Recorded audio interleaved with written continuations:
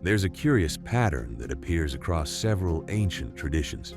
The idea that sound, repetition, and intention could alter the way a person experiences reality. For centuries, this was treated as ritual, meditation, or something almost mystical. But when you look at these practices through a modern lens, they start to resemble something much more specific, a process of installing mental patterns during states of low cognitive resistance. In other words, a way to reconfigure the identity that drives your decisions.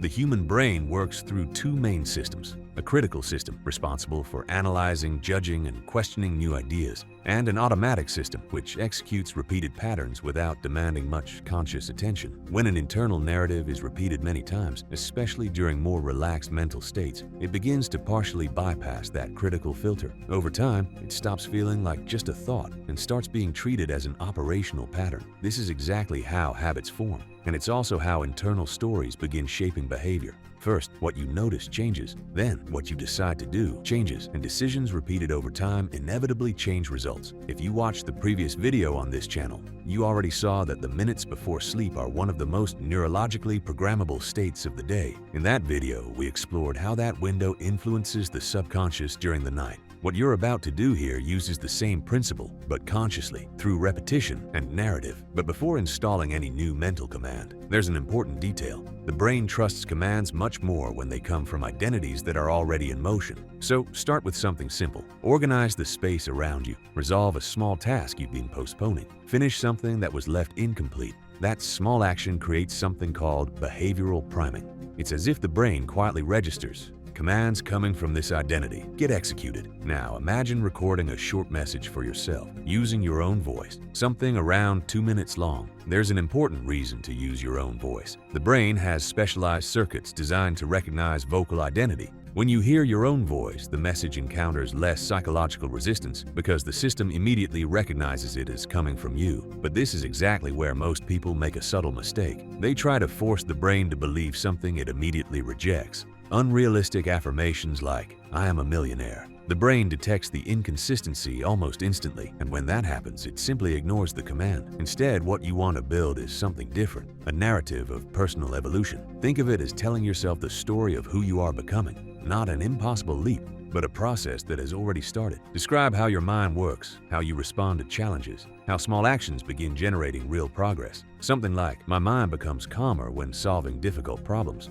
I move toward important tasks instead of avoiding them. Small, disciplined actions start compounding into real progress. My ability to create and retain value improves week after week. The things that once felt difficult now feel natural." Now take this one step further. Imagine that you are speaking to yourself 3 or 6 months from now. Describe what has changed, how you think, how you react to situations that once created doubt. Tell this short story as if you were watching your own evolution unfold. The human brain constantly uses imagination to simulate possible futures. That's how we plan. It's how we anticipate risk. And it's also how we begin becoming the person we imagine. When that simulation is repeated enough times, something interesting happens. The brain begins treating that scenario not just as imagination, but as a plausible identity trajectory. And that changes decisions in the present. You're not just repeating sentences, you are training the brain to recognize a new pattern of who you are. After recording the audio, listen to that message every day. There are 2 moments that are especially effective for this: the minutes before going to sleep and right after waking up. These periods are known as the hypnagogic state. It's when the brain is not yet fully occupied with external stimuli, and the mind's critical filter is quieter. In this state, mental narratives encounter far less resistance when repeating. Listen to the audio once or twice during those moments, without effort, just allowing that story to repeat.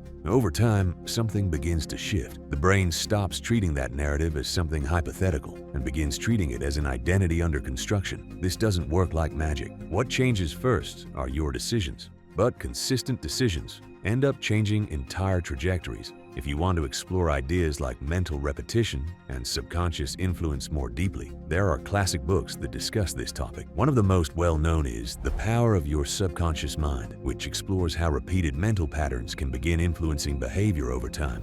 And if you still have doubts about how to build your own script, I'll leave several examples in the description of this video. Use them only as reference. Read the examples, understand the structure, and then write your own command. with your own words, with your own objectives. Because in the end, there's something most people overlook. Every day, without noticing, you are already repeating internal stories about who you are, about what is possible, and about the kind of life you are building. And if a person's identity is shaped by the narratives they repeat to themselves, what narrative is running your life right now?